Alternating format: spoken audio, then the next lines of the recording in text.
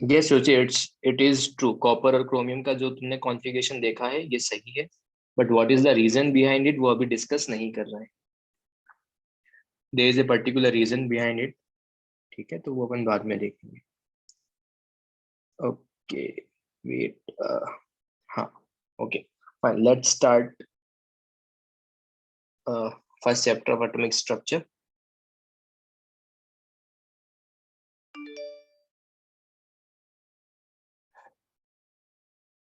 या screen is visible ना?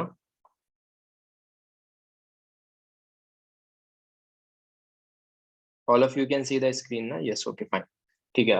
जो मैंने तुमको लास्ट टाइम बताया था कि you will going to get the notes in the PDF form, तो लेट्स से जैसे कि ये तुम्हारे पास है, तुमको हमेशा नोट्स जो है इसी फॉर्मेट में मिलेंगे। दीज आर माई नोट्स, जो भी प्रीवियस पास्ट में जो भी मेरे लेक्चर्स में है वो सेम नोट्स ही हैं वो। उसमें ऐसा था कि किसी स्टूडेंट्स के नोट्स थे, बट उसको मैंने थोड़ा बहुत एडिट किया है। There are certain things he had not written that particular time, तो उसको मैंने रेड पेन से क्या करके रखा है, एडिट करके रखा है। You are going to get the notes after the lecture, जो भी ये सारे नोट्स हैं जो भी अपन आज कवर करने वाले हैं, जितना भी part, you are going to get it once the lecture will be finished. तो ये पॉइंट तुम्हारे पास लेक्चर 1, तो ऐसे ही तुमको लेक्चर 2 लेक्चर 3 हमेशा इस फॉर्मेट में ही मिलेगा। तो आई वुड सजेस्ट कि तुम्हारा मेन फोकस होना चाहिए लर्निंग पे, नॉट इवन कि तुम नोट्स मेकिंग पे इतना फोकस कर रहे हो। बिफोर दैट मैं कुछ चीजें यहाँ पर और एक्सप्लेन करने वाला हूँ, उसको भी लिखने वाला हूँ। मेनली उसको मैं ग्रीन कलर के पेन से लिखूंगा, so that you will get to know कि तुम्हारे पास डिफरेंट डिफरेंट क्या क्या चीजें उसके अंदर है, ठीक है? क्लियर है यहाँ तक? नोट्स किस फॉर्मेट में किस तरीके से मिलेंगे and all. Hello, am I audible ना? ओके, या चलो सबसे पहले let's start. The word atom is derive from the a Greek word that is the atomium. A means not and tomium means divisible. तो not divisible, ठीक है, तो वो वहां से तुम्हारे पास वर्ड कहाँ से आया? एटम से, ठीक है। सबसे पहले we will deal with the Dalton's atomic theory. Dalton's atomic theory से पहले could someone please tell me what is the definition of matter? What is the definition of matter? Matter sir. बच्चे हमेशा chat section में mention करना है। जब भी तुमसे कोई क्वेश्चन पूछा हो उसका जो आंसर होगा वो तुम चैट सेक्शन में मेंशन करोगे। यस मैटर बच्चे, यस।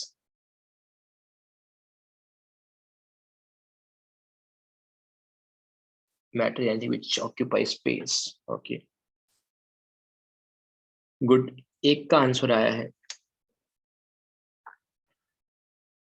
तुम शॉर्ट फॉर्म में लिख लो, जब भी आंसर लिखो, इट्स नॉट लाइक कि तुमको कंप्लीट वो फॉर्म में आंसर लिखना है, बट शॉर्ट फॉर्म में लिख सकते हो आंसर, जैसे कि occupy space and mass, something like that.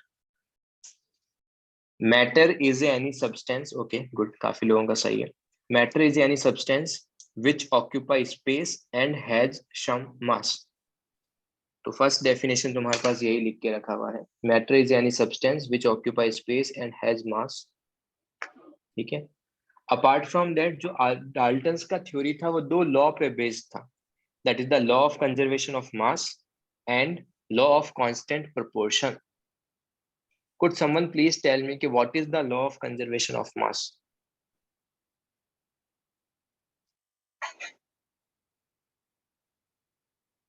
और हमेशा शॉर्ट फॉर्म में लिखो, आई विल अंडरस्टैंड कि तुमने कि तुम्हारा क्या पॉइंट है, तुम्हारा क्या आंसर है, ठीक है। इट्स नॉट लाइक तुम कंप्लीट डेफिनेशन लिख रहे हो। Law of conservation of mass क्या है? यस गुड, मास या फिर energy can neither be created nor be destroyed, या फिर matter can neither be created nor be destroyed. जो डाल्टन का थ्योरी था वो बेस्ड था law of conservation of mass पे। Mass can neither be created nor be destroyed, first thing. तुम ना तो उसको क्रिएट कर सकते हो ना ही डिस्ट्रॉय कर सकते हो इन केमिकल रिएक्शन। केमिकल रिएक्शन ध्यान रखना, अगर सपोज न्यूक्लियर रिएक्शन है, न्यूक्लियर फिजन है, न्यूक्लियर फ्यूजन है, तो वहां पे तुम्हारे पास डिस्ट्रॉय एंड क्रिएट कर सकते हो। ओके काफी लोगों का आंसर सही है, but always remember one thing के mass can neither be created not be destroyed in nuclear, sorry in chemical reaction, या फिर in closed system. Close system का मतलब क्या है? लेट्स से अगर सपोज तुमने कभी भी ओपन कंटेनर लेके रखा है, ओपन कंटेनर में अगर तुमने वाटर लेके रखा है, उसको तुम इवोपरेट करो, इवोपरेट करोगे तो मास में चेंज होगा, यस और नो? क्या मास विल चेंज? जो भी तुमने कंटेनर में वाटर लेके रखा है, यस, तो mass will change.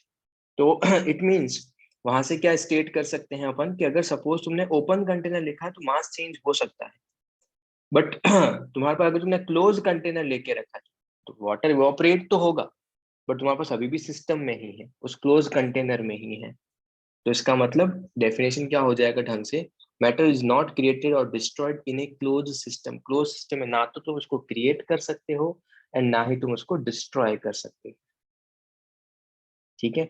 Apart from that there is one more definition, that is the law of constant proportion. Is there anyone जिसको लॉ ऑफ कांस्टेंट प्रोपोर्शन का डेफिनेशन पता हो?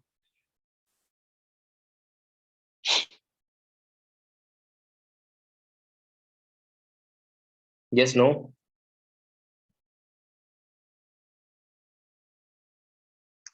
Okay fine. Law of constant proportion का definition है, pure compound will always have the same proportion of same element. Pure compound will always have the same proportion of same element. इसका meaning क्या है? तो let's से तुमने क्या करके रखा, तुम्हारे पास एक केमिकल रिएक्शन आकर हो रहा है, it's N2 plus 3H2, it will form twice of NH3। तो अगर सपोज मैंने तुमको पूछा कि यहाँ पर N2H2 एंड NH3 का किस रेशियो में है, they are in the ratio of,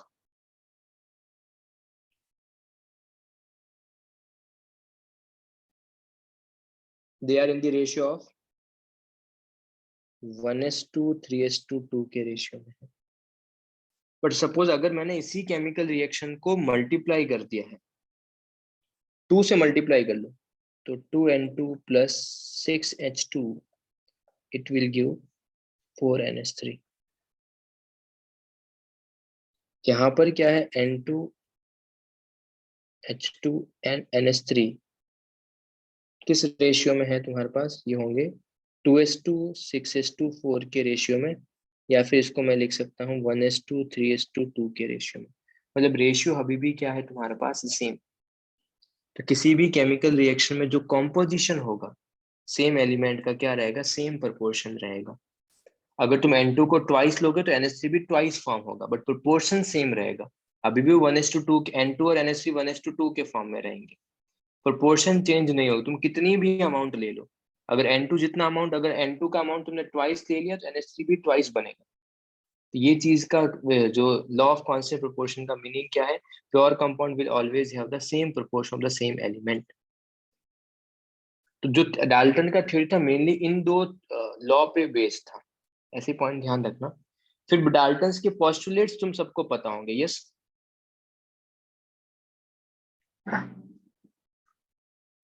क्या डाल्टन्स के पोस्टुलेट्स पता है अपने को, यस, नो?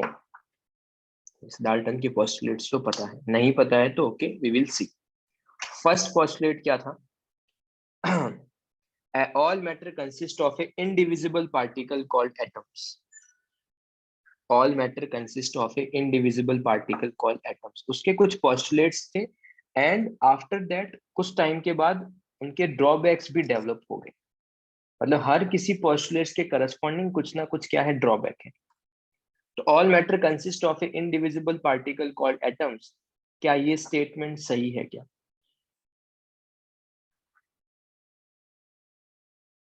नो। एंड क्यों सही नहीं है?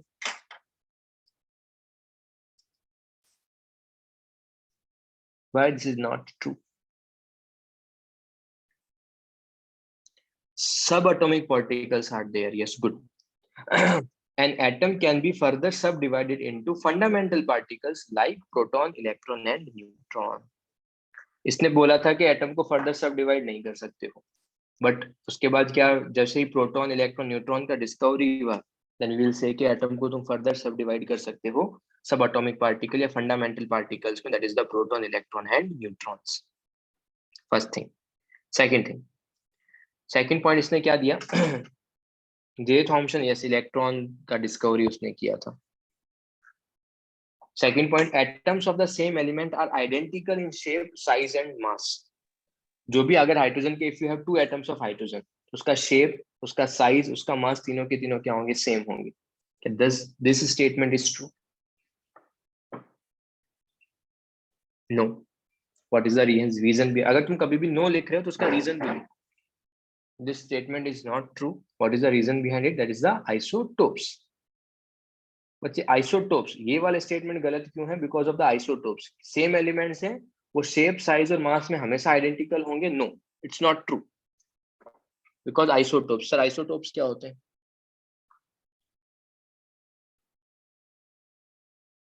आइसोटोप्स क्या होते हैं? Same atomic number and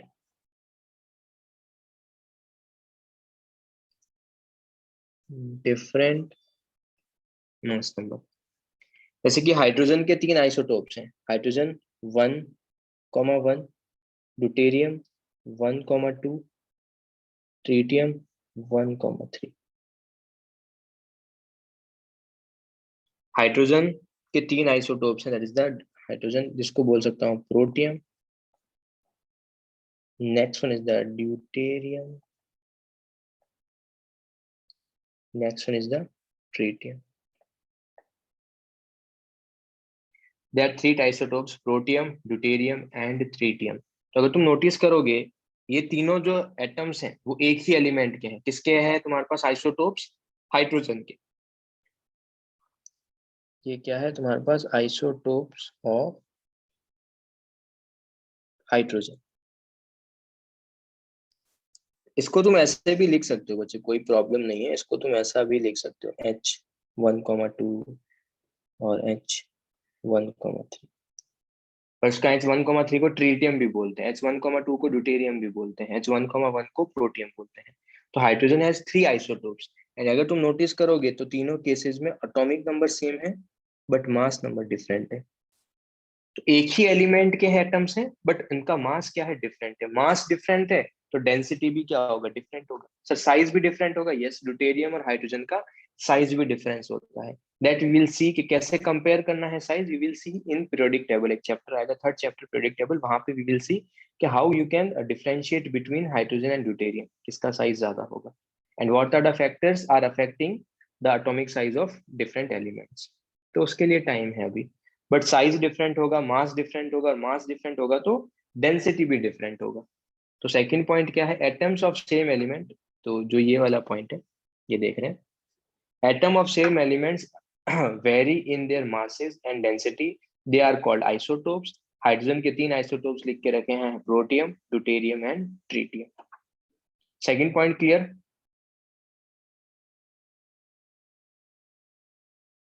first and second point clear? Yes, no? चलो, थर्ड पॉइंट क्या है? Atoms of different element are different in atoms of different elements are different in mass, shape and size. Does this statement is true or false? No. And no, why this is no? This is false because of argon and calcium या फिर isobars। क्या definition दे सकते हैं? isobars, what is the definition of isobars?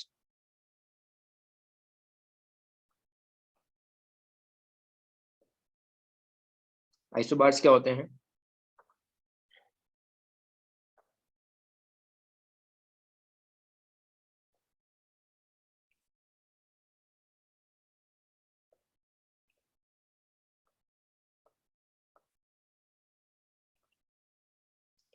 isobars क्या होते हैं? इनका mass number same हो बट एटॉमिक नंबर डिफरेंट हो। लेट्स से ये लिखा सोडियम, सोडियम का मैंने आइसोटोप्स लिखा है, ये 24 और मैग्नीशियम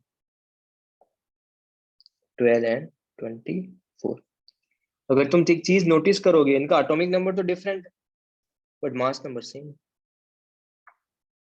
एटॉमिक नंबर डिफरेंट है, मास नंबर सेम है, बट इन्होंने क्या बोल के रखा था कि जो भी डिफरेंट एलिमेंट होंगे उनका मास भी डिफरेंट होगा। नहीं, ऐसा जरूरी नहीं। जो भी आइसोबार्स होते हैं उनका मास सेम होता है। तो ये पॉइंट लिख के रखा था, ये उसका ड्रॉबैक था। क्या ड्रॉबैक है? Atoms of different element can have same masses they are called isobars. अगर दो एटम्स हैं तो उसका एलिमेंट तुम्हारे पास सेम मास हो सकता है, जिनका सेम मास होता है उसको अपन क्या बोलते हैं, आइसोबार्स। इसका मतलब ये स्टेटमेंट भी तुम्हारे पास क्या हो जाएगा, सही। आर्गन देख के रखा है, कैल्शियम देख के रखा है। बच्चे मैंने सोडियम का एटम 23 लिखवाया था, यस आई नो मैंने सोडियम का 23 लिखवाया था, बट यहाँ पर मैंने ये क्या लिया है, ये क्या है, आइसोटोप्स है सोडियम का।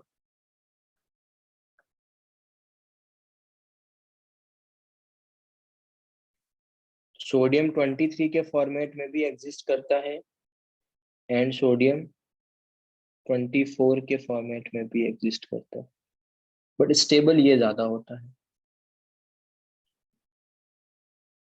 ठीक है अभिजीत।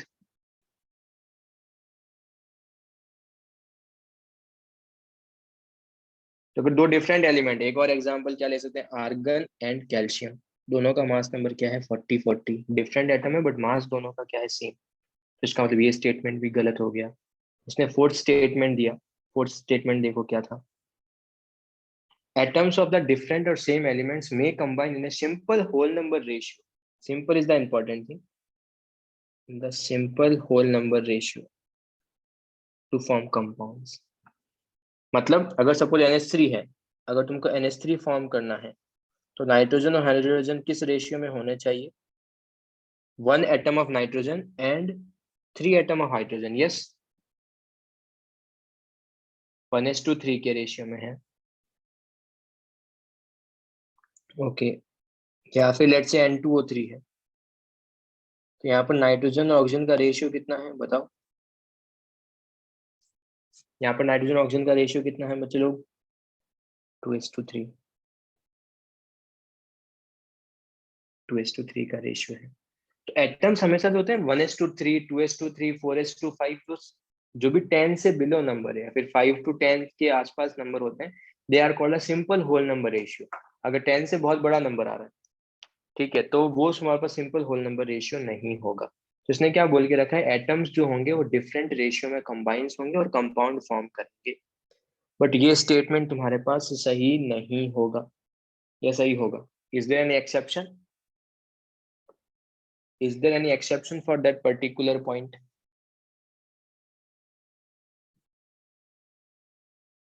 बच्चे C6H12O6 तो नहीं है, जो तुमने ग्लूकोज का फॉर्मूला बताया है वहां पे तो सिंपल होल नंबर रेशियो आ रहा है ना। किसी ने ये बोला कि सर ये एग्जांपल लो, ये उसका एक्सेप्शन है, C6H12O6। यहाँ पर रेशियो कितना आ रहा है, यहाँ पर रेशियो आ रहा है 6:12:6, जिसको फर्दर सिंप्लीफाई कर सकते हो 1:2:1, जो कि एक सिंपल रेशियो है, कॉम्प्लिकेटेड नंबर नहीं है वो। बट अगर suppose this statement is false because जो भी कॉम्प्लेक्स ऑर्गेनिक कंपाउंड होते हैं लाइक शुगर, शुगर में रेशियो देखो, रेशियो क्या आ रहा है, 12:20:11 रेशियो आ रहा है, जो कि एक कॉम्प्लिकेटेड नंबर है, सिंपल नंबर नहीं है। ठीक है, कॉम्प्लिकेटेड नंबर सिंपल। अगर सपोज C7H8 है तो 7:8 वो ठीक है, उतना चलेगा। बट अगर सपोज 10 से कभी भी ज्यादा नंबर आ रहा है, या फिर ऑर्गेनिक कंपाउंड्स की अगर मैं बात करूं, पॉलीमर्स की बात करूं, जिसमें कार्बन का बहुत लॉन्ग चेन होता है, तो अगर कार्बन का बहुत लॉन्ग चेन है तो इसका मतलब वहां पर कार्बन का नंबर जो होगा वो तुम्हारे पास सिग्निफिकेंट नंबर नहीं होगा, सिग्निफिकेंट फॉर्मेट में भी नहीं होगा। तुमको वो चीज ध्यान में रखनी है। सिंपल रेशियो होना चाहिए, सिंपल रेशियो नहीं है इसका मतलब वी कैन से दैट तुम्हारे पास कॉम्प्लिकेटेड रेशियोस है, इसका मतलब वो स्टेटमेंट गलत हो गया था उसका। एक मिनट, हाँ sir, simple volume can be reduce to ratio with the one digit number. बच्चे वन डिजिट नंबर में कैसे करेगा, 12:20:11 को वन डिजिट रेशियो में कैसे कन्वर्ट कर सकते हैं, नहीं कन्वर्ट कर पाएंगे इसको कभी भी, यस। अगर कन्वर्ट करने जाएंगे तो फ्रैक्शन में आ जाएगा। जैसे कि अगर मैं एक और एग्जांपल लूं, तो ये मान लो तुम्हारे पास है Fe93O100, एक का 93:100 है, तो बहुत कॉम्प्लिकेटेड रेशियो है इसका। तो इसका मतलब ये भी तुम्हारे पास सिंपल रेशियो नहीं है। तो इसको सिंपल रेशियो से करने के लिए क्या इसको मैं ऐसा भी लिख सकता हूँ क्या, अब रेशियो सिंपल हो गया 0.93 इंटू, अब रेशियो कितना हो गया 0.93 इंटू 1 हो गया, सर सिंपल हो गया। बट सिंपल होने के साथ साथ तो फ्रैक्शन भी आ गया, फ्रैक्शन भी नहीं चाहिए, सिंपल भी होना चाहिए और होल नंबर भी होना चाहिए। तो इसका मतलब क्या, इसका भी एक्सेप्शन है? यस, इसका भी एक्सेप्शन है। जो भी तुम्हारे पास कॉम्प्लेक्स कंपाउंड होते हैं शुगर टाइप, वो तुम्हारे पास simple whole number ratio follow नहीं करते हैं। Is that particular point is clear?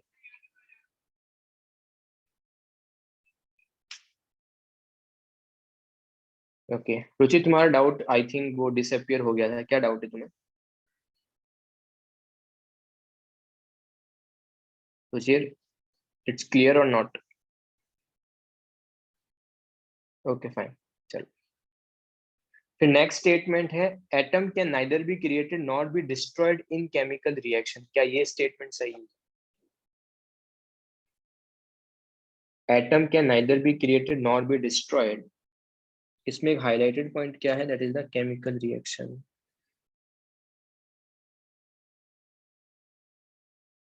Atom can neither be created not be destroyed in chemical reaction, this statement is true. But अगर suppose मैंने ऐसा लिखा होता, atom can neither be created not be destroyed in reaction, chemical mention नहीं किया होता, तो क्या वो स्टेटमेंट सही होता है या गलत होता?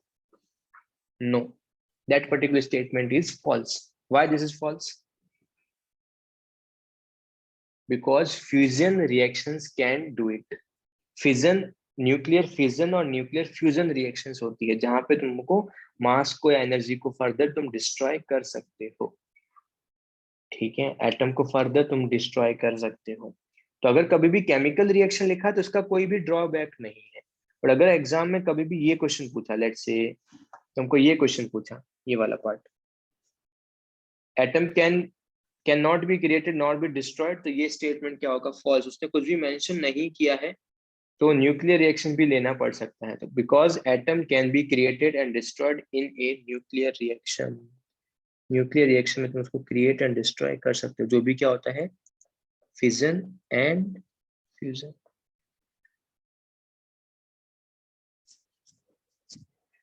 क्लियर ये वाला पार्ट? सॉरी, चलो। तो ये ध्यान रखना केमिकल रिएक्शन का क्या इंपॉर्टेंस है। लास्ट पॉइंट जो डाल्टन्स ने गिवन देके रखा था, that is the atom is the smallest particle of a matter which take part in net chemical reaction. Does this statement is true or not?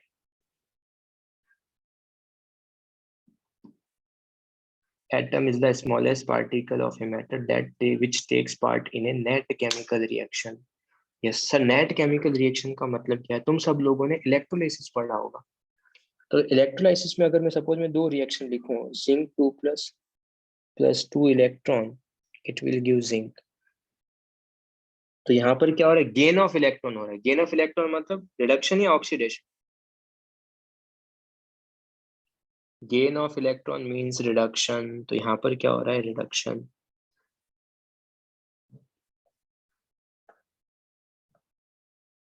और जिसको भी नहीं पता गेन ऑफ रिडक्शन मतलब गेन ऑफ इलेक्ट्रॉन। और वही अगर suppose मैं कॉपर का रिएक्शन कराऊं, तो copper it will give copper 2 plus 2 electrons. ये क्या है, यहाँ पर क्या हो रहा है, लॉस ऑफ इलेक्ट्रॉन हो रहा है। लॉस ऑफ इलेक्ट्रॉन मतलब, लॉस ऑफ इलेक्ट्रॉन मतलब ऑक्सीडेशन। तो अगर suppose this is the not net reaction, net reaction क्या होगा, तुम एक काम ये करो, इन दोनों को ऐड कर दो। सर केमिकल रिएक्शन को सिंपली ऐड कर सकते हैं? हाँ कर सकते हो, कोई प्रॉब्लम नहीं है। तो सिंपली क्या कर सकते हो, इसको 1 + 2 में ऐड कर दो। तो जैसे ही ऐड करोगे तो एरो के जो इस साइड है, रिएक्टेंट को ऐड करो और प्रोडक्ट को ऐड करो। तो रिएक्टेंट को ऐड करोगे तो रिएक्शन क्या होगा, zinc 2 plus copper +2 electron, it will give copper 2 plus zinc +2 electron. And जो दो इलेक्ट्रॉन है वो कैंसिल आउट हो जाएंगे। ये बोला है दो इलेक्ट्रॉन गेन भी कर रहा है, दो इलेक्ट्रॉन लूज भी कर रहा है, तो नेट रिएक्शन में इलेक्ट्रॉन्स नहीं दिखेंगे। तो ये जो है दिस यहाँ पर क्या हो रहा है, यहाँ पर रिडक्शन भी हो रहा है और ऑक्सीडेशन भी हो रहा है। तो this is the net chemical reaction, या फिर इसको मैं बोल सकता हूँ रेडॉक्स रिएक्शन। तो ये कंप्लीट रिएक्शन है। ये क्या है तुम्हारे पास, कंप्लीट रिएक्शन, और वो जो रिडक्शन जो ऑक्सीडेशन होता है उसको बोलते हैं half cell reaction. Half cell reaction मतलब आधी रिएक्शन ही हो रही है।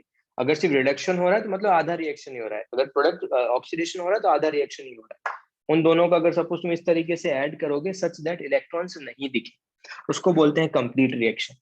अब स्टेटमेंट ध्यान से सुनो, अगर मैं कभी भी कंप्लीट रिएक्शन या नेट रिएक्शन की बात करूंगा तो वहां पर इलेक्ट्रॉन्स नहीं दिखेंगे। I am again repeating this point. अगर कभी भी ऑक्सीडेशन नेट केमिकल रिएक्शन होगा तो वहां पर ऑक्सीडेशन और रिडक्शंस नहीं दिखेंगे। सॉरी वेट, अगर नेट रिएक्शन है या कंप्लीट रिएक्शन तो वहां पर इलेक्ट्रॉन्स नहीं दिखेंगे, सॉरी इलेक्ट्रॉन्स नहीं दिखेंगे, वहां पर ऑक्सीडेशन एंड रिडक्शन साइमल्टेनियसली होगा। पर अगर मैं कभी भी हाफ सेल की बात करूंगा, जो मैंने ऊपर रिडक्शन वाला पार्ट लिखा है, तो अगर मैं कभी भी हाफ सेल रिएक्शन की बात करूंगा तो यहाँ पे electron is the smallest unit which is taking part in reaction. मैं अगर अगेन बात कर रहा हूँ, अगर नेट रिएक्शन लिखा तो वहां पे इलेक्ट्रॉन्स नहीं होंगे, तो atom is the smallest unit जो रिएक्शन में पार्टिसिपेट करेगा। पर अगर सपोज तुमने कभी भी ऑक्सीडेशन या रिडक्शन की बात की तो electron is the smallest unit जो तुम्हारे पास पार्टिसिपेट करेगा रिएक्शन में। तो अगर सपोज तुमने 6 पॉइंट को, अब मैं फ्रेम कैसे कर रहा हूँ, atom is the smallest particle of a matter which takes part in a reaction, net chemical reaction mention नहीं किया है, तो क्या वो स्टेटमेंट सही होता?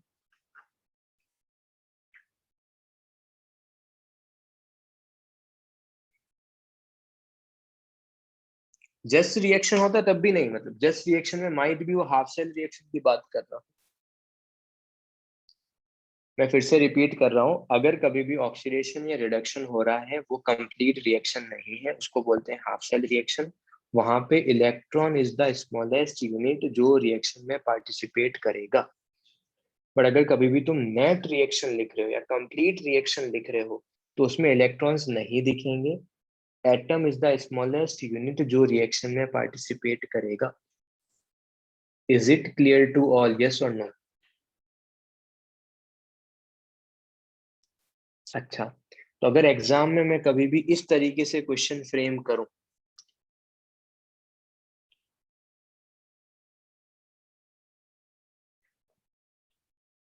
अगर मैंने एग्जाम में कभी भी इस तरीके से क्वेश्चन फ्रेम किया है, atom is the smallest particle of a matter which takes part in a reaction, क्या वो सही होगा? ये गलत होगा? वो सही नहीं होगा। बिकॉज ये फॉल्स क्यों है? बिकॉज क्या हो सकता है, अगर कभी भी हाफ सेल रिएक्शन हुआ, सबसे स्मॉलेस्ट यूनिट कौन सा है तुम्हारे पास? इलेक्ट्रॉन, जो रिएक्शन में पार्टिसिपेट कर रहा है। अभिजीत, जिसको भी इसमें डाउट है वो अपना माइक ऑन करो 6 पॉइंट में और मेरे को बताओ कि क्या डाउट है।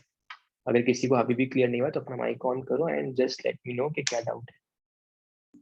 Sir can you explain from the मतलब स्टार्टिंग से एक्सप्लेन करोगे, बिकॉज मुझे अच्छी तरह से सुनाई नहीं दिया था।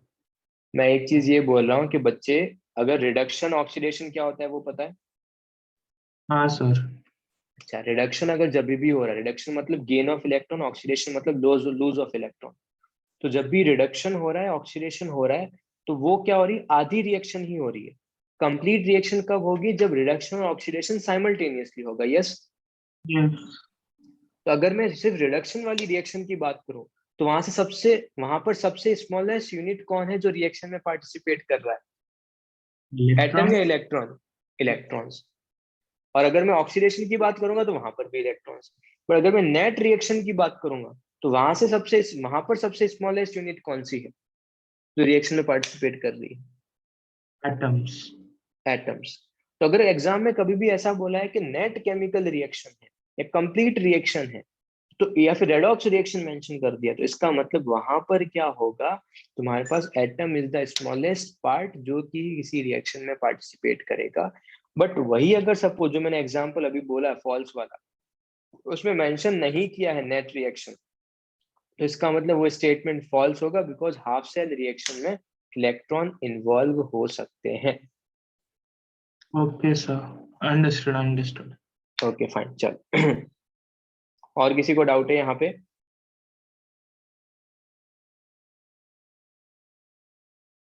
चलो फाइन, चलो ठीक है। तो ये तुम्हारे पास ड्रॉबैक हो गए। एंड सर हमको ये डेफिनेशन सारा याद करना है। देखो याद तो नहीं करना है तुमको, मैंने जिस भी फॉर्मेट में लिखा है तुमको कॉम्पिटिटिव एग्जाम में ये डिफरेंशिएट कोई भी करने को नहीं बोलेगा। कोई भी तुमको डिफरेंशिएट करने को नहीं बोलेगा कॉम्पिटिटिव एग्जाम के अंदर। ठीक है, तुमको ध्यान में क्या रखना है कि अगर सपोज किस किस का ड्रॉबैक है, मैं आइसोटोप्स का पूछ सकता हूँ कि एग्जाम में क्वेश्चन कैसे आएंगे, हाइड्रोजन और deuterium are the isotopes, hydrogen and tritium are the isotopes, which of the following statement is true, इस टाइप से पूछ सकता हूँ, जो भी थ्योरेटिकल क्वेश्चन होंगे। अगर तुमको अंडरस्टैंडिंग है तो तुम स्टेटमेंट पढ़ के बता सकते हो कि ये ट्रू स्टेटमेंट है या फॉल्स स्टेटमेंट है। मेरे को exact word to word definition नहीं चाहिए कि अच्छा सर ने एटम कैन बी क्रिएटेड वो पूरा डेफिनेशन लिखा था। नो, अगर मेरे को फर्स्ट पॉइंट है तो फर्स्ट पॉइंट में अगर मैं इनडिविजिबल भी याद रखूंगा तो मेरे लिए इनफ है कि ठीक है एटम इज इनडिविजिबल, खत्म। क्यों है तो ये स्टेटमेंट गलत है? क्यों गलत है? बिकॉज उसको तुम फर्दर सब डिवाइड कर सकते हो किसमें, प्रोटॉन इलेक्ट्रॉन एंड न्यूट्रॉन में।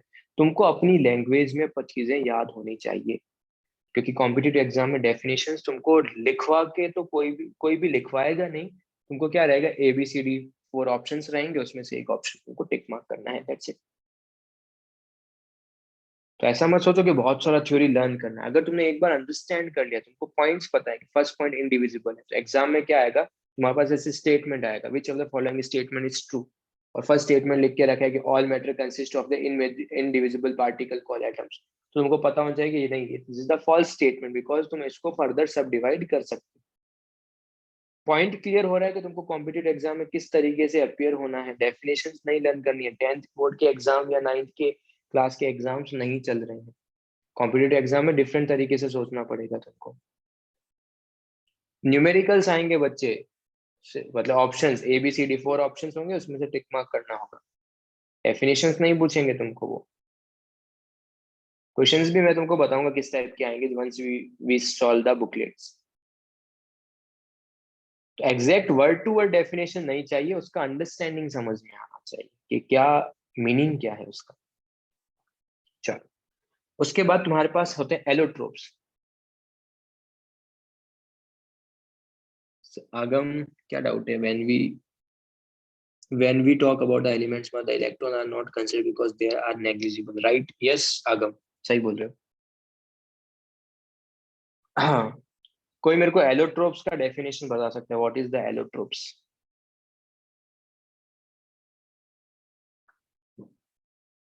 What is the allotropes? Definition might भी नहीं पता होगा, बट तो क्या तुमने सब लोगों ने डायमंड, ग्रेफाइट और फुलरीन का नाम सुना है? डायमंड, ग्रेफाइट, फुलरीन, चारकोल, इन सब का नाम सुना है? Yes, they are the allotropes of, they are allotropes of carbon. Yes, allotropes क्या होते हैं? Different form of pure compound या प्योर एलिमेंट। अगर कार्बन का कोई एलिमेंट है तो उसके डिफरेंट फॉर्म जो होते हैं उसको अपन बोलते हैं एलोट्रोप्स। डिफरेंट स्ट्रक्चर बोल सकते हैं, हाँ। उनका एलोट्रोप्स का क्या होता है, फिजिकल प्रॉपर्टी डिफरेंट होता है, फिजिकल अपीयरेंस डिफरेंट होगा, स्ट्रक्चर डिफरेंट होगा, बट उनकी केमिकल प्रॉपर्टीज मोर और लेस सेम होती है। आई एम नॉट सेइंग कि एग्जैक्टली सेम होगी, बट मोर और लेस केमिकल प्रॉपर्टीज क्या होती है, सेम होती है। तो उनका फिजिकल अपीयरेंस डेफिनेटली क्या होगा, डिफरेंस। यस, वंस सारे नोट्स तुमको ये मिलने वाले हैं, डोंट वरी, जो भी मैंने एडिट किया है अभी तुमको वो सब कुछ मिलेगा। ठीक है, तो अभी तुम्हारा face main focus learning. Doubt हो चैट सेक्शन में लिखना, अगर आंसर पता है तो चैट सेक्शन में लिखना, दैट्स इट। सारे नोट्स जो एडिट कर रहा हूँ वो सब कुछ मिल जाएंगे। जैसे ही लेक्चर फिनिश होगा उसके बाद रिकॉर्डिंग माइट भी इवनिंग तक मैं सेंड कर दूंगा, बट नोट्स लेक्चर जैसे ही फिनिश होगा you will get the notes, don't worry. Okay once, fine, चलो। तो सबसे पहले एलोट्रोप्स क्या होते हैं, different form of pure compound, जैसे कि डायमंड है, कार्बन है, ग्रेफाइट है। ये तुम्हारे पास क्या है, डिफरेंट फॉर्म है जिनका फिजिकल अपीयरेंस डिफरेंट होगा, फिजिकल स्ट्रक्चर्स डिफरेंट होगी, बट केमिकल प्रॉपर्टीज मोर और लेस क्या होती है, सेम होती है। एग्जैक्टली सेम नहीं होगी बिकॉज डायमंड ज्यादा स्टेबल है, डायमंड की रिएक्टिविटी जो होगी वो कम होगी as compare to graphite and वो सब कुछ तुमने बेसिक बेसिक चीजें पढ़ के रखी होगी। तो डाल्टन्स क्या था, वो इसको एक्सप्लेन ही नहीं कर पाया था। डाल्टन्स क्या था, डाल्टन्स ने तो नेक्स्ट जो ये वाला पॉइंट है जहाँ पे लिखा है, it does not account for the difference in properties of the charcoal, graphite and diamonds. ये इसको एक्सप्लेन नहीं कर पाया था कि अगर एलोट्रोप्स हैं तो उनकी प्रॉपर्टीज डिफरेंट क्यों है, तो वहां पर वो फेल्ड हो गया था। तो ड्रॉबैक्स में मैंने 6 पॉइंट्स थे जिसमें से 4 में ड्रॉबैक है, फिर वो इसको भी एक्सप्लेन नहीं कर पाया था। ठीक है, तो these are the points you have to remember. 6 points और ये डाल्टन्स का थ्योरी सबको क्लियर है?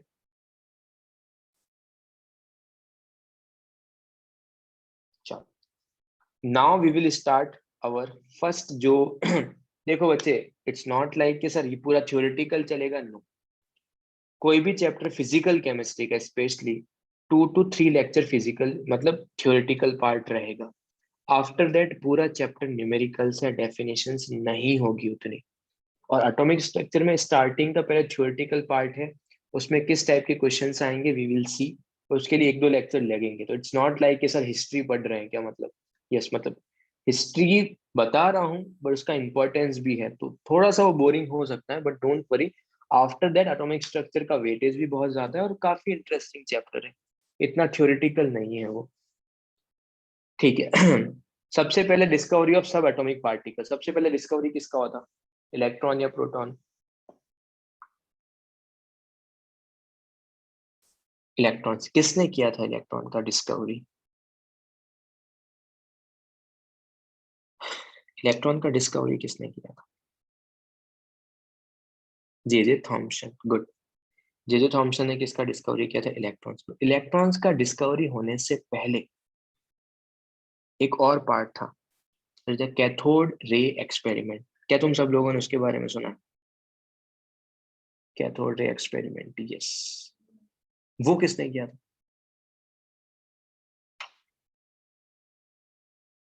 हेनरी हॉजले? नो। देखो, उस टाइम ऐसा था कि कैथोड रे एक्सपेरिमेंट फेराडे, कोई माइकल फेराडे, विलियम्स क्रूक, या बहुत सारे साइंटिस्ट थे जो इसके ऊपर लगे हुए थे। और जो मेजर कंट्रीब्यूशन था वो 2 साइंटिस्ट का था, that is the Julius Plucker and Williams crook. Sir Faraday ने भी कोई कंट्रीब्यूशन किया था? यस, फेराडेज का भी था। ठीक है, बट जो मेजर कंट्रीब्यूशन था कैथोड रेज एक्सपेरिमेंट बनाने का या फिर एक्सपेरिमेंट करने का, वो तुम्हारे पास था किसका? Julius Plucker and Williams crook. तो जूलियस प्लकर, फर्स्ट पॉइंट में रीड आउट कर रहा हूँ, Julius Plucker and Williams Crew began to study the electrical discharge through a discharge tube. So what is the discharge tube? अभी मैं एक diagram बनाऊंगा, वहां से you will get to know कि what is the discharge tube. Second, अगर मैं normally बात करूं, लेट्स से O2 है, इन्वायरमेंट में O2 है, CO2 है, N2 है, जो गैसेस फॉर्म में है, तो gases are the good conductor of electricity और poor conductor of electricity? Gases are the poor conductor of electricity under normal condition, जो इन्वायरमेंट का कंडीशन है। इन्वायरमेंट का कंडीशन मतलब जो भी टेम्परेचर है 20-25 डिग्री सेल्सियस, या फिर जो भी एटमॉस्फेरिक प्रेशर है 1 atm।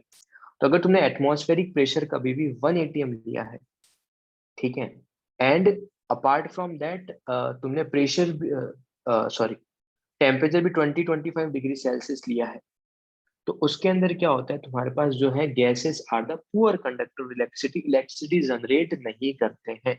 पर अगर तुम्हें कंडीशन एक्सट्रीम कर दी है, तो वहां पर क्या होता है, gases are the good conductor of electricity. तो सेकंड पॉइंट क्या है, पढ़ो एक बार, gases are the poor conductor of electricity under normal pressure, however under reduce pressure of 10⁻⁻10,000 volt. So 10⁻⁻4 atm and 10,000 volt.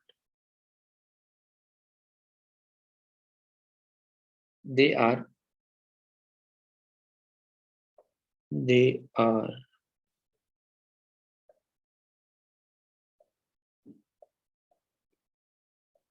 good conductor of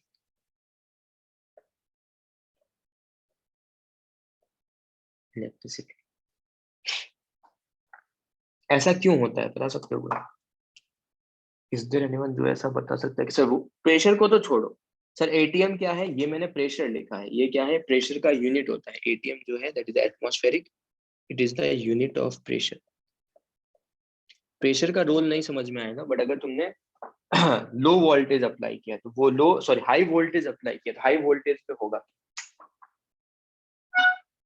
ऐसा क्यों हो रहा है? लोअर रेजिस्टेंस यस, बट थोड़ा और डिफाइंड वे में बता।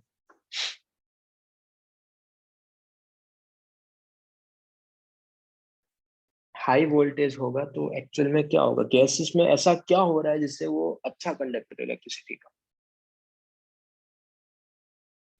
इलेक्ट्रॉन्स बच्चे, गैस तो एक, अगर मैं O2 की बात करूं तो वहां पे इलेक्ट्रॉन्स फ्रीली थोड़ी खड़े हैं, फ्रीली नहीं बैठे हैं।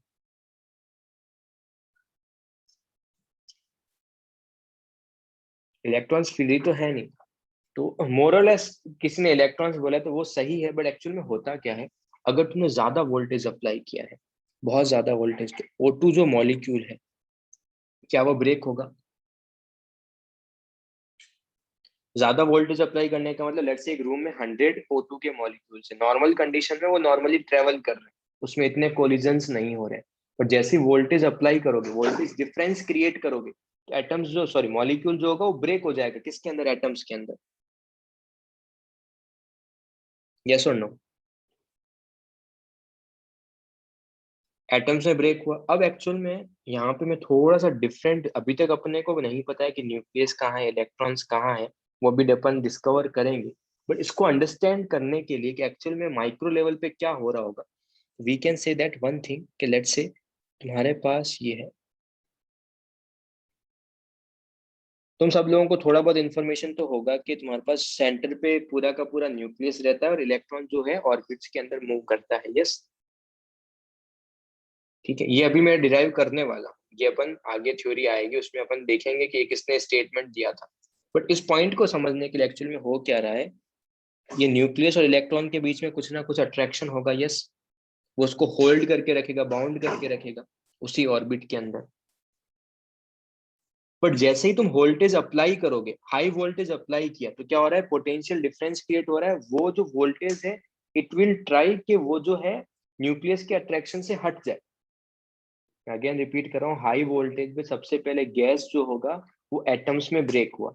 एटम्स में ब्रेक होने के बाद जो इलेक्ट्रॉन और न्यूक्लियस का अट्रैक्शन फोर्स है, वोल्टेज ज्यादा अप्लाई करने पे जो एक्स्ट्रा वोल्टेज पोटेंशियल डिफरेंस है, इट विल ट्राई कि ये इलेक्ट्रॉन्स क्या हो जाए, यहाँ से रिमूव हो जाए। ये ऑक्सीजन का तुम्हारे पास लेट्स से एक एटम, क्या ये पॉइंट सबको समझ में आता है?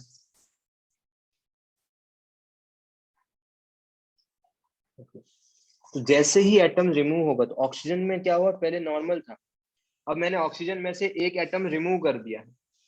ऑक्सीजन में से मैंने क्या कर दिया है? एक एटम सॉरी एक इलेक्ट्रॉन रिमूव कर दिया। तो ऑक्सीजन पे चार्ज कितना आएगा?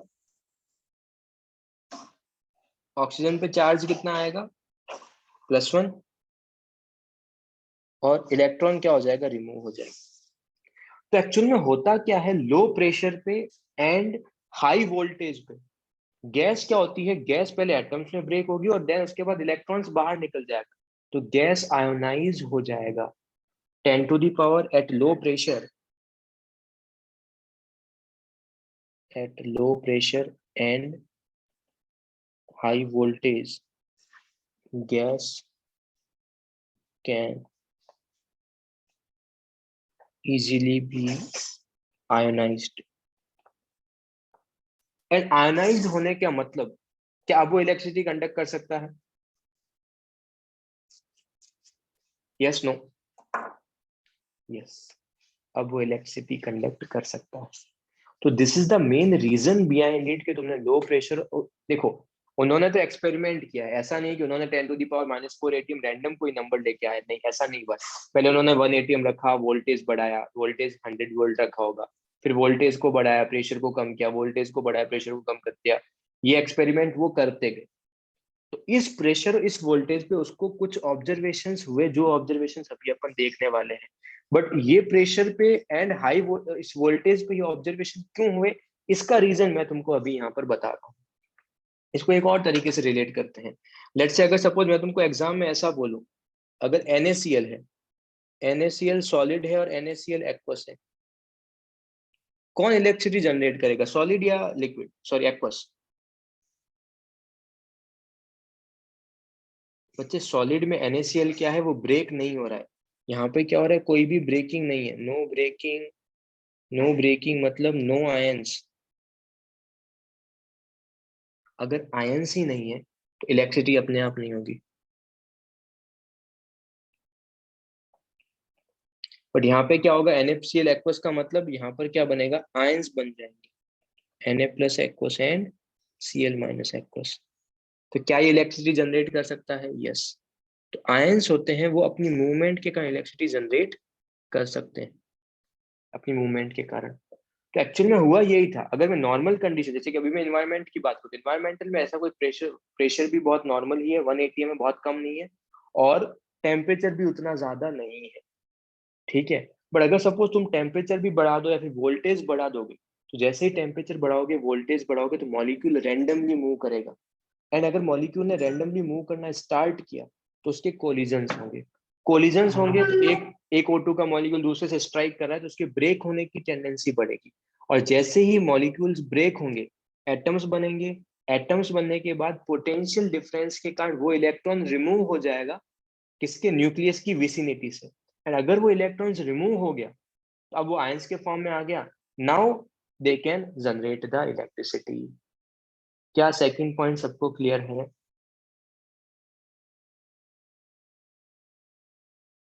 बच्चे दीज काइंड ऑफ थिंग्स अगर तुम किसी भी बुक में देखोगे या फिर ऑनलाइन कहीं से भी रेफर करोगे, they will simply say gases are the poor conductor of electricity under normal condition, but they are the good conductor of electricity under high pressure.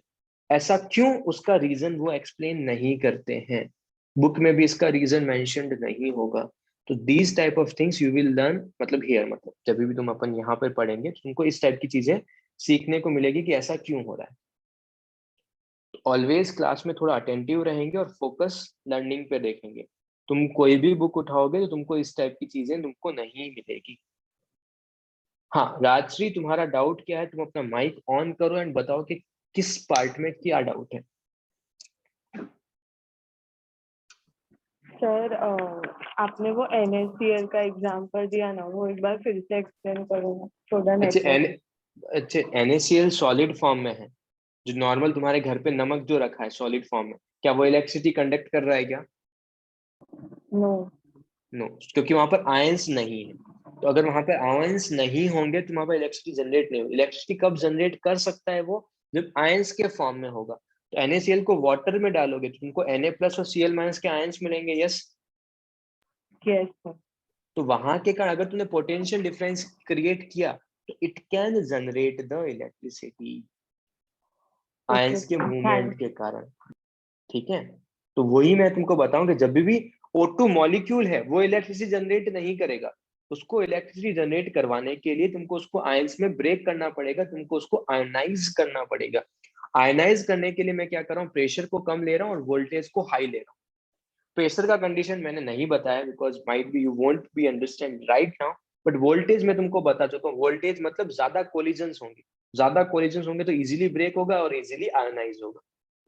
एक कोई देवशी करके थे, उनको भी कुछ डाउट था, बच्चे बोलो। सर मुझे वही वोल्टेज और प्रेशर का कैसे वो आयनाइज होता है उसी पर डाउट। प्रेशर मैंने अभी तक नहीं बताया, बट ज्यादा वोल्टेज अप्लाई करूंगा। प्रेशर तुमको अभी इस लेवल पे समझना थोड़ा डिफिकल्ट होगा क्योंकि वो गैस स्टेट के बाद समझ में आएगा। इसलिए प्रेशर का कंडीशन नहीं बता के मैं वोल्टेज का कंडीशन क्या बता रहा हूँ। अगर पोटेंशियल डिफरेंस ज्यादा क्रिएट करोगे तो ये समझ में आता है कि कोलिजन्स ज्यादा होंगे, yes no. Yes sir. Voltage ज्यादा अप्लाई करने का मतलब ज्यादा फोर्स अप्लाई कर रहे हो।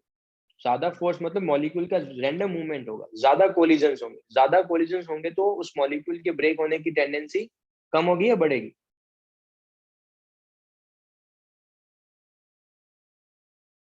उस मॉलिक्यूल के ब्रेक होने का टेंडेंसी कम होगा या बढ़ेगा बच्चे?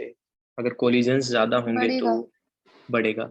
एंड जैसे ही बढ़ेगा तो वो क्या होगा, ऑक्सीजन का जो मॉलिक्यूल है वो एटम्स में ब्रेक होगा। एटम्स में ब्रेक होने के बाद तुमने ज्यादा वोल्टेज अप्लाई किया है तो वो इलेक्ट्रॉन भी क्या हो जाएगा, बाहर निकल जाएगा। एंड अगर इलेक्ट्रॉन बाहर निकल गया, ऑक्सीजन के ऊपर पॉजिटिव चार्ज आएगा, इलेक्ट्रॉन के ऊपर नेगेटिव चार्ज आएगा, आयंस बन जाएंगे। आयंस बनेंगे तो इलेक्ट्रिसिटी जनरेट होगा। क्लियर है? Yes sir, thank you sir.